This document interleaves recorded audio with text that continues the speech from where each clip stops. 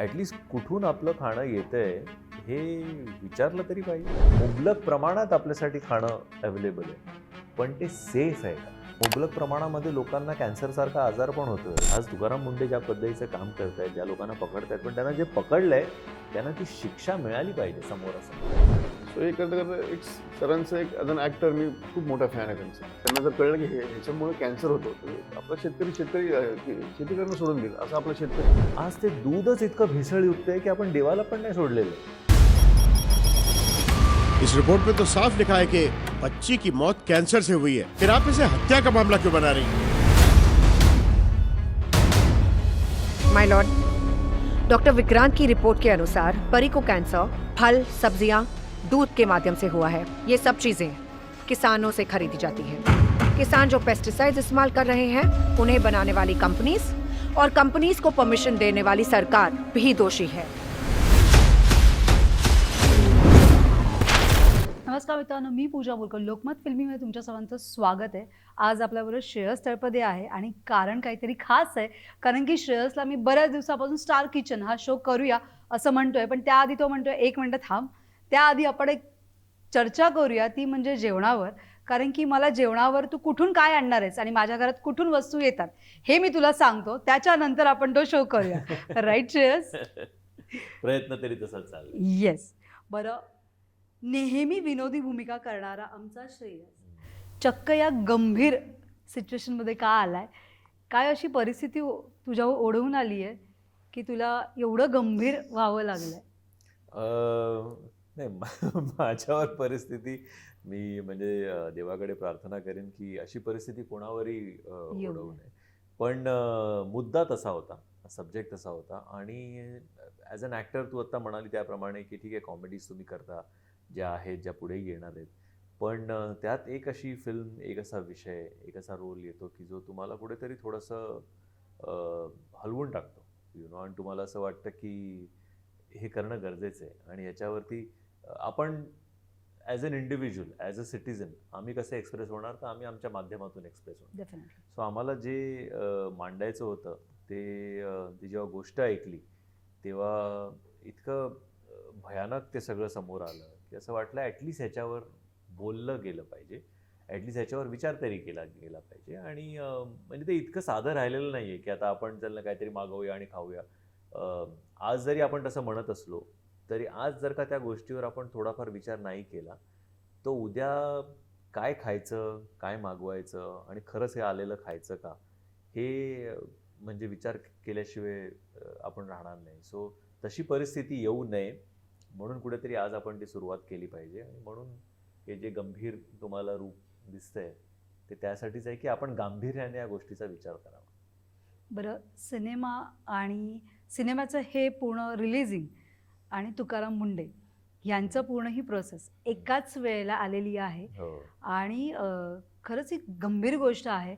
उद्या सगळ्यांच्या आयुष्यावर बेतवू शकते ही गोष्ट. आजपासूनच बेतायला लागली आहे. येस. आत्ताच आपण कुठेतरी करोनाच्या भीतीमधून अजूनही सगळेजण नॉर्मल नाही झालेलो आहोत. ती भीती आहेच. अजूनही कुठून तरी त्या बातम्या येतात की परत पुण्यात काहीतरी करोना आला, हे आलं, आणि त्याच्यानंतर याच्यापासून पण बचाव करायचा आहे स्वतःचा. त्याच्यानंतर कमवायचं देखील आहे, रोज तुम्हाला घराच्या बाहेर देखील पडायचं. सो ही सगळी प्रोसेस जेव्हा आपण पाहतो की हे खरंच खूप सिरियस आहे, मग याच्याकडे कशा पद्धतीने लक्ष दिलं पाहिजे, कशा पद्धतीने गव्हर्नमेंटनी, सरकारनी काय काळजी घेतली पाहिजे असं तुला वाटतं? नाही, फक्त गव्हर्नमेंटनी कशाला, म्हणजे मग आपली जबाबदारी कुठे गेली? यु नो, मला असं वाटतं की आपण सगळ्यांनी त्या गोष्टीची काळजी घेतली पाहिजे. ॲटलिस्ट कुठून आपलं खाणं येतंय हे विचारलं तरी पाहिजे. यु नो, त्या माणसाला पण एक कुठेतरी ही नीड्स टू बी क्वेश्चन की बाबा कुठून आणतोयस तू? तुझी भाजी जी भाजीवाल्याकडनं आपण घेतो तेव्हा ती कुठून तुम्ही आणताय? तुम्ही स्वतः ती उगवताय का? मग कशी उगवताय? त्याच्यावर किती केमिकल्सचा वापर केला जातोय? हे प्रश्न विचारणं गरजेचं आहे. कारण जर खाण्यासारख्या बेसिक गोष्टीवर जर आज गदा आली असेल तर त्याच्यासारखी जास्त अनफॉर्च्युनेट गोष्ट दुसरी कुठली असू शकत नाही. एकेकाळी म्हणजे रोटी कपडा मकान एक लक्झरी आणि बाबा तेवढं तरी आपण पुरवलं पाहिजे. आज म्हणजे आय रिमेंबर की एक 25-26 वर्षापूर्वी ठाण्यामध्ये जेव्हा मी दीप्तीला भेटायला जायचो तेव्हा एक 4 ते 5 रेस्टॉरंट्स होती. ओके, आज कमीत कमी 500 असतील तिकडे. डेफिनेटली. यु नो सर, एवढी रेस्टॉरंट्स म्हणजे एवढं खाणं म्हणजे काय काय काय काय वेगवेगळ्या पद्धतीचं बनते. आज मुबलक प्रमाणात आपल्यासाठी खाणं अवेलेबल आहे, पण ते सेफ आहे का? यु नो आज मुबलक प्रमाणामध्ये लोकांना कॅन्सरसारखा आजार पण होतोय, जो कधी काळी आपण ऐकायचो की बापरे कोणाचा तरी एकाच्या घरी असं काहीतरी व्हायचं. तर आज ते कुठल्या गोष्टीमुळे होते? यु नो त्याला बरेच कारणं आहेत, पण हे जेवणासारखं कारण जर का त्याच्यामध्ये प्रामुख्याने येत असेल तर मग जरा आपण विचार केला पाहिजे. बरं, तू असं कधी जवळच्या तुझ्या कुठल्या व्यक्तीकडून ऐकलंय का, किंवा हे असं झालंय वगैरे म्हणून? आपण आदेश सरांचं तर सगळ्यांनी ऐकलंच आहे दुधीमुळे, पण अजून असं कुठला किस्सा तू ऐकलायस का? असे बरेच आपण हल्ली स्टोरीज ऐकतो की एका फॅमिलीने कलिंगड खाल्लं आणि हो. दुर्दैवी अशी घटना ती घडली. सो कलिंगड म्हणजे काय आहे त्याच्यामध्ये? यु नो आणि आपल्याला असं वाटतं की नाही बाबा कवर्ड आहे, त्यामुळे ठीक आहे, बाहेर जे काय असेल ते आतमध्ये ते सेफ आहे, पण नाहीये. नाहीये. As simple as that. You know because विकृती पण तेवढीच वाढली आहे लोकांची, आणि जे प्रॉफिट कमावण्यामागे सगळे आपण जे धावायला लागलोय, कुठेतरी ते थांबवणं अत्यंत गरजेचं आहे. पण तुला असं वाटत नाही कुठेतरी की मराठमोळी शेतकरी हा असं करणार नाही, बिकॉज तो इमानदार असतो? आपण असं मराठमोळीच नाही, शेतकरीच आम्ही असं समजतो की भोळाही असतो आणि इमानदारही असतो. डेफिनेटली. पण कुठेतरी ही UP बिहारमधून आलेली जी पब्लिक आहे, ज्यांना कमवायचं आहे, ज्यांना पैसा घरात पोचवायचा आहे, सो या सगळ्यांमुळे ही गोष्ट प्रमाणात वाढली आहे. नाही, असं कुठल्या एका कम्युनिटीला मला नाही वाटत आपण टार्गेट केलं पाहिजे. यु नो आपण सगळे त्यासाठी जबाबदार आहोत. आणि येस, म्हणजे प्रोग्रेस प्रत्येकाला पाहिजे, प्रत्येकाला त्याच्या फॅमिलीसाठी पैसे कमवायचे आहेत, सिक्युअर करायचे आहे, त्यांच्या आज मुलांचं शिक्षण वगैरे व्यवस्थित व्हावं, हे सगळं पाहिजे. त्याच्यासाठी कधी कधी काही जण यु नो चुकीचा मार्ग अवलंबवतात, आणि ते चुकीचे आहे. म्हणजे जिकडे काय म्हणतात, हे असतं ना की थोडं थोडं करप्शनला सुरुवात होते. ओके, तेव्हा आपण आधी म्हणायचो की हे करप्शन कसं काय होऊ शकतंय, यु नो हे कसं करता तुम्ही, तुमचं काम करा. मग एक वेळ अशी यायला लागली की असं वाटायला लागलं की ठीक आहे बाबा, घे ते 2 रुपये एक्स्ट्रा, पण तू काम तरी कर. राईट. आज अशी परिस्थिती झाली आहे की तू 20 रुपये एक्स्ट्रा घेणार आणि काम पण नाही करणार, यु नो, आणि तरी तुम्ही तुमची एक काहीतरी वेगळाच माज दाखवणार. सो हे कुठे चाललोय आपण? म्हणजे जी सुरुवात आपण अलाव केलं होतं ते चुकीचं होतं ना, की तसे सिस्टमच नाहीये. त्या सिस्टमच्या बाहेर जाऊन काही जण वेगळ्या पद्धतीने काम करायला लागतं, आणि सो आपण पण कुठेतरी ते त्या सिस्टमचा भागच होतो. आपण पण त्यांना सांगत होतो की ठीक आहे बाबा 2 रुपये घे पण माझं काम कर. ओके, सो ते जे ती चुकीचं सवय होतं, आपण पण लावली. सो आपण पण तितकेच जबाबदार आहोत त्या गोष्टीला. पण ॲटलिस्ट आता तरी आपण थोडं जागरूक होऊन प्रश्न विचारणं गरजेचं आहे, तो इनिशिएटिव्ह घेणं गरजेचं आहे, कारण आता खाण्यावर आलंय. ओके, राहणं वगैरे सगळं वेगळं. आता म्हणजे आम्ही त्या दिवशी म्हणत होतो की ओ माय गॉड सारख्या फिल्ममध्ये असं दाखवलं होतं की देवावर दूध आपण चढवलं पाहिजे का, ते दूध कुठलं तरी गरिबांना द्या. येस. आज ते दूधच इतकं भेसळयुक्त आहे की आपण देवाला पण नाही सोडलेलं, की ते दूध कुठलं देवाला वाहतोय. देव म्हणतो अरे देव बाबा हे नको देऊ मला, पण तुम्ही आजारी पडताय, माझी पण वाट लागेल. त्यामुळे जेव्हा जेवणासारख्या बेसिक गोष्टीवर मुद्दा आलाय तेव्हा खूप सिच्युएशन हाताबाहेर गेली आहे, आणि आत्ताच जर का आपण त्याला आळा नाही घातला तर मग खूप अवघड आहे. थँक्यू. बरं, जसं तू म्हणालास की या सगळ्या गोष्टी, आता इव्हन अंडींचं पण आजकाल जे व्हिडिओज आपण बघतो, पेशन्स कुठेतरी सगळ्यांचे कमी झालेत या सगळ्यामुळे. पेशन्स नाही, मागणी तेवढी झाली आहे आणि उत्पादन तेवढं नाही. राईट. यु नो त्यामुळे मग आता द्यायचंय, अंड खायचं तुम्हाला, देतो मी अंड, असं झालंय. ओके, मग अंड जर अंड ऍक्च्युअल येत नसेल कोंबडीकडनं तर मग मी बनवून देतो Right. तुम्हाला तसं अंड, पण मी तो देणार, मी तो व्यवसाय करणार आणि देणार. मग Right. ते जी आहे ना, जनाची नाही, मनाची नाही, देवाची नाही, जी भीती उरली नाही आणि जी शिक्षा राहिली नाहीये, तर मला वाटतं कुठेतरी आज ती एक भीती असली पाहिजे, ती शिक्षा असली पाहिजे या गोष्टींचं, की नाही चालणार आहे. आज तुकाराम मुंडे ज्या पद्धतीचं काम करतायत, ज्या लोकांना पकडतायत, पण त्यांना जे पकडलंय त्यांना ती शिक्षा मिळाली पाहिजे समोरासमोर. आज लोकांचा काही गोष्टींच्या बाबतीत जो उद्रेक होतोय, की आपण बघतो मुलींच्या बाबतीत, लहान मुलांच्या बाबतीत जर का काही झालं तर लोकांची आज हटली आहे. राईट. ते फार म्हणजे तुम्ही जेलमध्ये जाऊन वगैरे लोक जास्ती वाटच बघत नाही, बोल नाही इथल्या इथे निर्णय. यु नो तशी परिस्थिती सगळीकडे यायला पाहिजे का? तर नाही.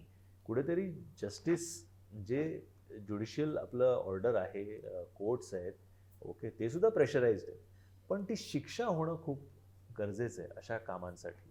तर कुठेतरी थोडंसं चेंज व्हायला लागेल ना. आज मनामध्ये भीती तर असली पाहिजे काही पाप करायच्या आधी, आज ती राहिलेलीच नाही तुकाराम सरांचा फोन आला का तुला मला. या नाही, सगळ्या, कारण की तू सिनेमा यालाच नाही. घेऊन करतोय, नाही किंवा त्यांना तू आवर्जून हा सिनेमा बघा किंवा नाही, आवर्जून भेटेल? त्यांनाच नाही, मी तर सगळ्यांनाच सांगेन की आवर्जून हा सिनेमा बघा, कारण ही डॉक्युमेंटरी फिल्म नाही आहे, त्याच्यामध्ये इन्फॉर्मेशन आहे, पण ॲट द सेम टाईम एका कुटुंबाची गोष्ट आहे.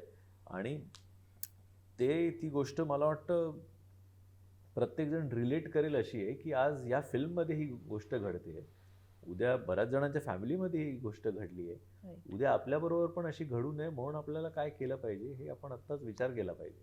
नक्की. सर तुमच्याकडे येईन, तुम्हाला हा चेहराच घ्यावासा किंवा या चेहऱ्यालाच आपण पुढे घेऊन जाऊ, कसं का वाटलं असं? कसं आहे की म्हणजे ही स्क्रिप्ट जेव्हा आम्ही रेडी केली खूप रिसर्च करून, आणि ज्यावेळेस आणि स्क्रिप्ट रेडी झाल्यानंतर, तर सरांचा मी फॅन आहे पहिल्यापासून. म्हणजे इक्बाल पाहिला आहे, ओम शांती मी 40-50 वेळा पाहिलेला आहे.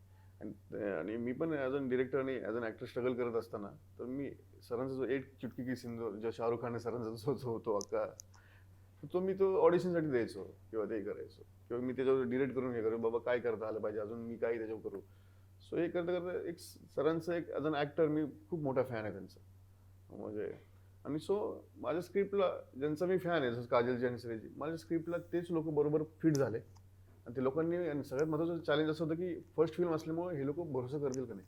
डोक्यात तर हेच होतं, दुसरे चेहरे माझ्याकडे बिलकुल नव्हते. भरोसा करतील ना, मग त्यांना जाऊन भेटणं, मग त्यांना कन्व्हिन्स करणं, मग कारण कसं असतं, नवीन असल्यानंतर एवढे मोठे आर्टिस्ट आपल्यावर भरोसा करतील का ठेवतील नाही. की नाही? हां, सो त्यांनी पण तेवढा तो वेळ घेतला, पण त्यांना कंटेंट पण चांगला वाटला, पण त्यांनी वेळ घेतला की हा माणूस करू शकतो का नाही, कॅपॅसिटी आहे का. हे सगळ्या गोष्टी झाल्यानंतर जेव्हा ते लोक स्वतः इन्व्हॉल्व्ह झाले, सो माझ्यापेक्षा जास्त रिसर्च त्यांनीच केल्यासारखं मला वाटतं, आणि खूप चांगल्या प्रकारे सगळ्या गोष्टी झाल्या. बरं, हा सिनेमा करावा आणि जसं तू ह्यांच्या स्क्रिप्टला पूर्ण मान ठेवून लगेच होकार दिला, काय रिझन होतं त्यामागे? लगेच खरं तर होकार नव्हता दिला मी त्यांना. नाही, कारण काय आहे की ऑफकोर्स लाईक ही सेट की नवीन डिरेक्टर, नवीन प्रोड्युसर, विषय चांगला वाटतोय, पण त्या विषयाला जस्टिस होईल की नाही. सो नरेशन्स आमची 2-3 नरेशन्स झाली, त्यांनी जो रिसर्च त्यांनी केला होता तो संपूर्ण दाखवला, आणि मग कुठेतरी असं वाटलं की नाही, म्हणजे इंटेन्शन करेक्ट आहे, यु नो, आणि that is for me as an actor most important, की डिरेक्टरचं इंटेन्शन करेक्ट आहे की नाही. बाकी गोष्टी, टेक्निकल गोष्टी आहेत, त्या सांभाळायला अजून अख्खी टीम असते, तुमचा DOP असतो, तुमचा एडिटर असतो, साऊंड डिझाईन, या सगळ्या गोष्टी होतात, पण इंटेन्शन मुळात तुमचं करेक्ट असलं पाहिजे, ते ह्यांचं होतं. आणि म्हणून मला आणि काजलला दोघांनी असं वाटलं की कारण मुद्दा तर आवडला होता, रोल आवडला होता, सब्जेक्ट आवडला होता, मुद्दा एवढाच होता की हे कसं करतील. So when we got to know his intention, then we said yes to it. Sir मी तुम्हाला विचारून, तुमचं गाव कोणतं आहे? माझं वडिलांचं गाव म्हणजे बारामती. बारामती. सो तिकडचंही आजकाल बारामतीची सगळी मुलं यूट्यूबर झाली आहेत, क्रिएटर्स झाले आहेत, यूट्यूब क्रिएटर, त्यामुळे असं वाटतं का अरे शेती करा कुठेतरी सगळ्यांनी आता. केली पाहिजे. तसं तुम्ही मगाशी सरांना एक प्रश्न विचारलेला शेतकऱ्यांचा. ॲक्च्युली काय आहे की शेतकऱ्यांचं, म्हणजे आता हे जे पेस्टिसाइड्स आणि हे केमिकल्स आहे, तर ह्याच्यामध्ये जे लोक पेस्टिसाइड्स विकतात, त्यांनी ते शेतकऱ्यांना सांगितलेलं की त्याच्यामध्ये हे तुमचे किडे आणि ते मारण्यासाठी ती स्प्रे आहे. पण काही गोष्टी त्यांनी त्याच्यामध्ये अशा इन्व्हॉल्व केल्या की नाही का, आपण म्हणतो की आता पावडर लावतो, नंतर क्रीम लावा, मग नंतर पावडर लावा, असं जर वाढलं, तसं त्या केमिकलचे पहिलं वापरलं जातं की जे कीटनाशक मरण्यासाठी, त्याच्यामध्ये मग असं गोष्टी डेव्हलप यायला लागल्या ॲडिशनल, की ते आता जास्त तुम्हाला पीक देईल, मग हे देईल, हे सगळ्या गोष्टी ॲडिशनल व्हायला लागल्या. आणि बिचारा त्या किसानाला, म्हणजे शेतकऱ्याला तर कळलंच नाही, ते कळलं नाही. सो त्याच्यामुळे हे जे पेस्टिसाइड्सचं जे प्रमाण आहे, हे सगळ्या गोष्टी वाढलेल्या आहेत. शेतकऱ्याला जर सांगितलं की हे किती भयानक आहे, त्यांना जर कळलं की ह्याच्यामुळे कॅन्सर होतो, तर आपला शेतकरी शेती करणं सोडून देईल, असं आपला शेतकरी. आणि दुसरी गोष्ट काय केलं पाहिजे आपल्या सगळ्या लोकांनी, जसं आपण मॉलमध्ये जातो, मेडिकल्समध्ये जातो, तिथे आपण बार्गेनिंग नाही करत, मग आपण शेतकऱ्यांकडे का बार्गेनिंग करत नाही, केलं पाहिजे असं मला वाटतं. राईट. पण असं वाटतं कुठेतरी शेतीचं प्रमाण खूप कमी झालं आता. हां, म्हणजे वाटतंय, पण ते कमी नाही झालं पाहिजे. ऍक्च्युली आता त्याच्यासाठी तुम्ही इनिशिएटिव्हली काय, बारामतीचेच आहात मुळातले, हं. तुमचा एक वेगळा फ्रेंड सर्कल असेल, गावातले तुम्ही सगळं जवळून लहानपणापासून बघत असाल, त्याच्यासाठी तुमचे काही प्रयत्न चालू आहेत का? शेतीचा माझा काही म्हणजे तसं काही संबंध नाही आला गरजेचं, कारण मी 2006 पासूनच मुंबईत अच्छा, वर्क करायला स्ट्रगल आणि सगळ्या गोष्टी चालू आहेत माझ्या. ओके. हां, सो पण शेतीचा काही संबंध नाही आला, पण ज्या प्रकारे मी बघितलेले आता ह्या ऑर्गॅनिक फूड किती महत्त्वाचे आहे. आता माझे आमचे जवळचे को प्रोड्युसर आहेत शंकरराव जाधव, IAS अधिकारी. त्यांनी 60 एकर ऑर्गॅनिक फूड शेती केलेली आहे. ते गूळ वगैरे जे चणा वगैरे ह्याचं ते सगळं भेसळ करून त्याचं खत तयार करतात आणि ते 60 एकरावरती ते यूज करतात. त्यांच्याकडे 100% ऑर्गॅनिक ते 60 एकरामध्ये केलेलं आहे. मी एक स्टोरी सांगेन. ज्ञानेश्वर बोडके म्हणून आहेत. मी अराउंड 2013ला त्यांची स्टोरी केली होती शेतीच्या रिगार्डिंग, आणि त्यांची ऑर्गॅनिक पूर्ण शेती. मी स्वतः ते पुण्याला जाऊन पूर्ण त्यांचं ते केलं आणि रिस्पॉन्स खूप छान मिळाला मला त्यांचा.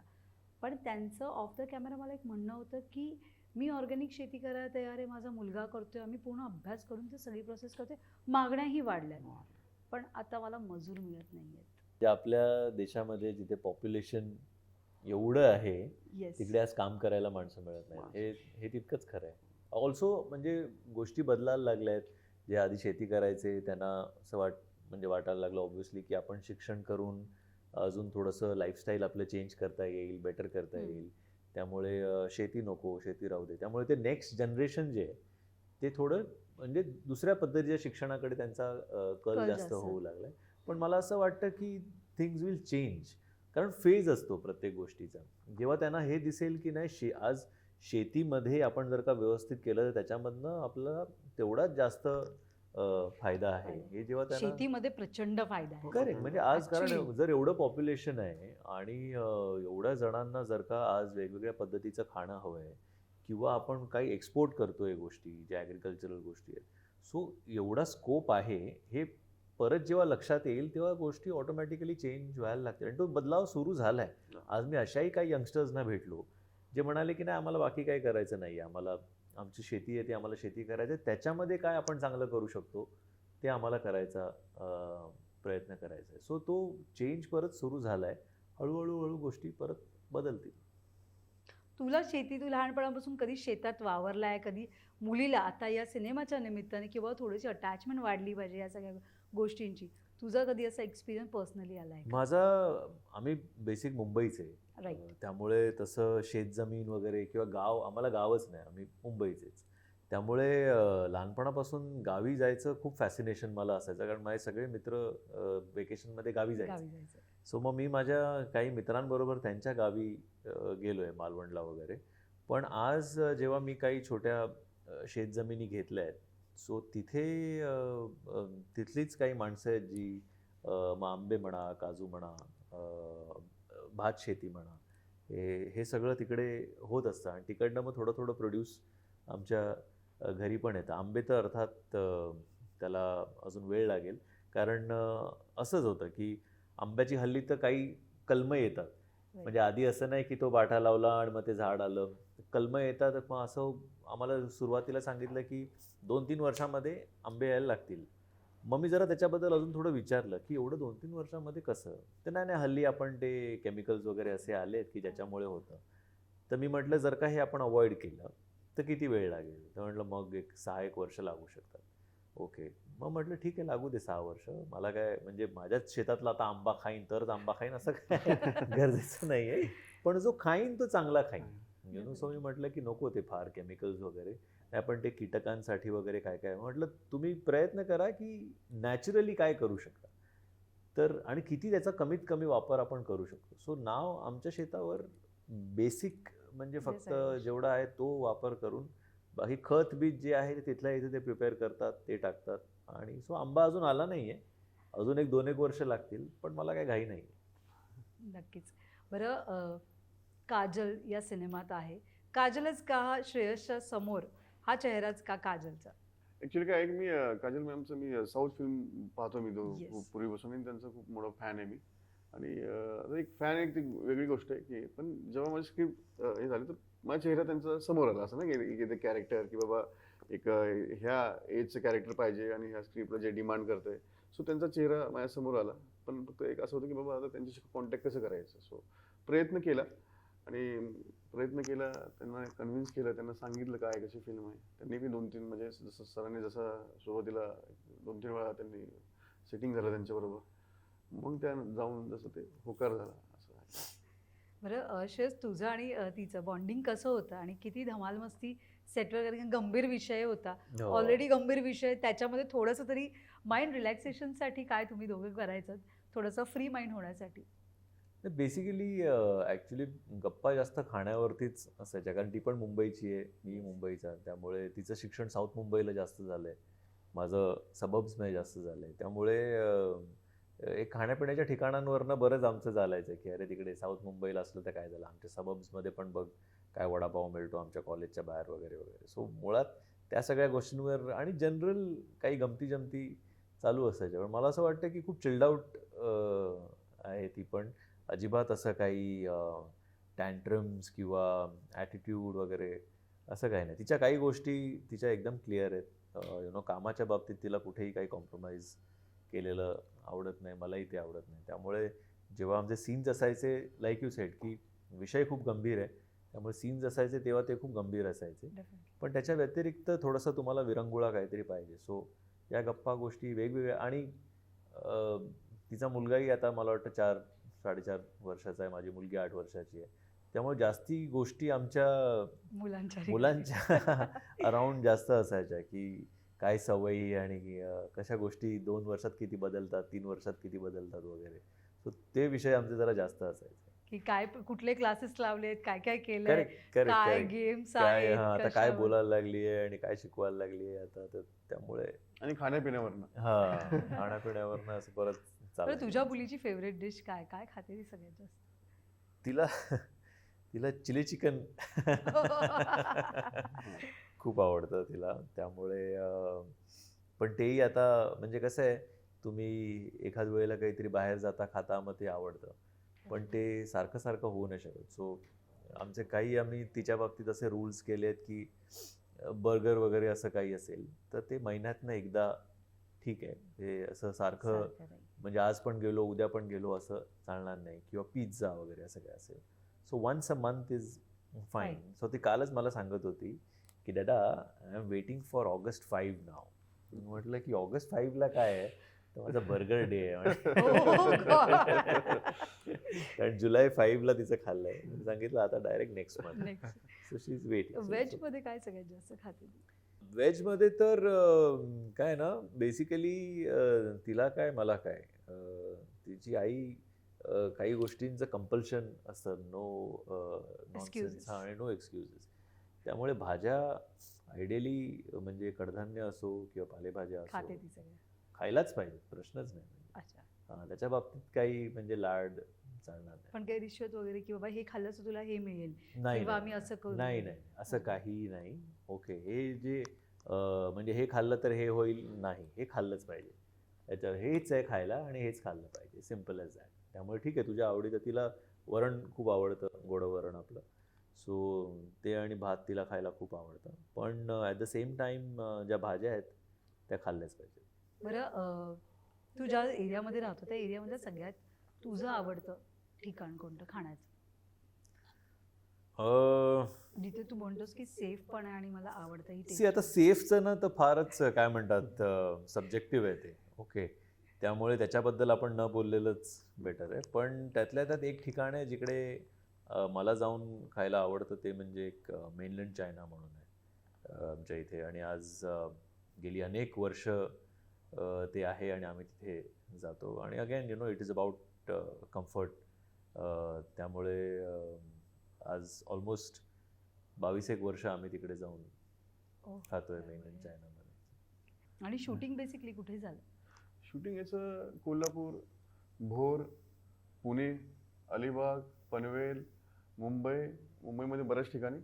त्यानंतर काही छोटे छोटे शॉट्स होते गुजरात, बिहार, पंजाब, हिमाचल, बऱ्याच ठिकाणी. म्हणजे भोपाळ इकडे, कोलकाता, हैदराबाद. क्या बात. हो, माझं कोल्हापूर, मुंबई म्हणजे हिमाचल, हिमाचल. त्यानंतर भोर, पुणे, मुंबई. ओके. अशा ठिकाणी सगळ्यात जास्त डिफिकल्टी कुठे आल्या टास्क? हिमाचल घाबरलो मी, म्हटलं आता काय सर काय बोलतील, कारण काय आहे ते एक तर चंदीगड पासून ते म्हणजे 4 तास लागतात आणि ते एवढं वरती होतं ते जो प्लेस.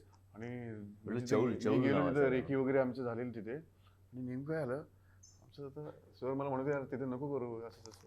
मी म्हटलं सर प्लीज आता असं असं करा म्हणून. सर म्हटलं ठीक आहे मी येतो. पण झालं काय, सर येतो म्हटले ते 2 दिवस नंतर शूट होतं, 2-3 दिवसानंतर सगळ्या गोष्टी आम्ही त्या अरेंज सगळ्या गोष्टी केल्या आणि तिथे पाऊस सुरू झाला. आणि तिथे पावसाळ्याचे पाऊस असा दिवस आहे- होते आणि तिथे हा. पावसाचं कसं आहे ते सगळं लँडस्लाईड वगैरे खूप हा, होतं आणि तिकडे. ते हा. तसं तसं बापरे, आता मी म्हटलं आता काही खरं नाही. सर आले तरी सर येतानाच ते एक झाड पडलेलं त्यांच्या समोर. आणि बापरे ते घाबरले मी. सर आपले आले बी आपल्याला बस थांबले सर त्यांची गेले. देवाला प्रार्थना केली, तुम्हाला खरं सांगतो मी देवाला अशी प्रार्थना केली. दुसऱ्या दिवशी सकाळ झाली, सरांनी दुसऱ्या दिवशी शूट झालं. 2 दिवस शूट होतं. पहिला दिवस व्यवस्थित झाला. दुसऱ्या दिवशी दुपारी सरांचं पॅकअप झालं, सर निघाले आणि पाऊस सुरू झाला. गुजबम्प झाले मला सिरियसली. हो, नाही, 2 दिवस म्हणजे छान सनी वेदर होतं. नाहीतर त्याच्या अगोदर बापरे. कारण आम्ही तेच म्हटलं अरे बाबा या पावसाळ्याच्या दिवसांमध्ये तिकडे करायचं. अरे आणि लिटरली ते पण लोक म्हणत होते की सर अभी बहुत थोडा खतरनाक होता है यहाँ पे, लँडस्लाइड वगैरे काफी चलता रहता है, जे आपण व्हिडिओज पण इतके बघतो. येस. ते म्हटलं हे दिवस जाऊ दे, याच्यानंतर आपण जाऊन करूया. पण झालं बाबा. आणि जेव्हा झाड पडलं तेव्हा तुझी मी बोला था ना मैंने. आपण सांगितलं उभं होतं राहून मी तुम्हाला. काय ना, आता- उभं राहायची हिंमतच नव्हती म्हणजे. एकदा आपण अग्री केलं ना की आता ठीक आहे जायचं, मग तिथे आल्यानंतर मग जे काय ते लाईक ही साईड की देवाची कृपा असते. Definitely. की तुम्ही तुमच्या चांगल्या इंटेन्शननी जर का तुम्ही करत असाल ना, मग सगळ्या गोष्टी चांगलं होतं. हा म्हणजे ते रोडे जे आहेत ते मग निघायला लागतात. You know. सो जेव्हा आपण असा एक प्रवास अनेक तुम्ही लोक सिनेमाच्या निमित्ताने अनेक ठिकाणी आणि तिथे वेदरचा विचार पण नाही करत तुम्ही, बाहेरगावी असू दे इकडे असू दे किंवा कुठलेही काही संकट असू दे, करोना असू दे, व्हॉट एव्हर, सगळे तुम्ही शूटिंगमध्ये बिझी असतात. पण त्या दरम्यान आपण एका ठिकाणून दुसरीकडे जातोय, मग ते कशानंही जाऊ दे, गाडी असू दे, फ्लाईट असू दे, व्हॉट एव्हर. सो ती एक धाकधूक असते मनात, त्या लोकेशनचीही असते की आता काय होईल काय नाही. ती धाकधूक तुम्हाला म्हणजे तारेवरची कसरत आहे ती पूर्ण, म्हणजे टांगती तलवार डोक्यावर नाही, घेऊन. खरं सांगू तर म्हणजे आमच्या कामाच्या निमित्ताने आम्ही अशा काही लोकेशन्सला जातो ना जिकडे एक नॉर्मल टुरिस्ट किंवा नॉर्मल माणूस कधी कधी काय मोस्ट ऑफ द टाइम जाऊ जाऊ जाऊ शकत शकत नाही Okay. ऍक्च्युली. सो आम्ही अशा ठिकाणी या कामाच्या Explore निमित्ताने करतो. जात असतो आणि आम्हाला प्रोडक्शन वाले की नाही इधर जाएंगे ये करेंगे, तर त्यामुळे ना ते काय म्हणतात फॅसिनेशन खूप आहे त्या गोष्टीचं. म्हणजे मला आठवतं एक फिल्मसाठी गेलो होतो, क्लिक नावाची फिल्म होती, मॉरिशसला कुठेतरी लांब ते ठिकाण होतं.